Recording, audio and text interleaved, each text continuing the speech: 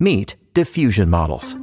Just a year after Goodfellow came up with the idea of GANs, a physicist, Yasha Sol-Dickstein, invented diffusion models.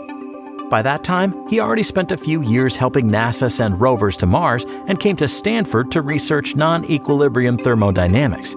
Computer science was actually his side interest, but he managed to make a breakthrough thanks to his physics background. So what are diffusion models, and what are their connections to physics? You know how when you spray some perfume in a room, and the fragrance is really strong in one part of the room, but then it gets dispersed, leaving only a trace behind? In physics, this principle is called diffusion, and non-equilibrium thermodynamics actually describes the probability of finding a molecule of perfume in the room at each step of the diffusion process. Inspired by this concept, Sol-Dickstein applied it to generative modeling. What if images were turned into noise just like perfume disperses in a room, and then the machine learned to reverse the process and turn the noise back into images? Here's how it works. First, a diffusion model takes a training image and starts adding noise to it.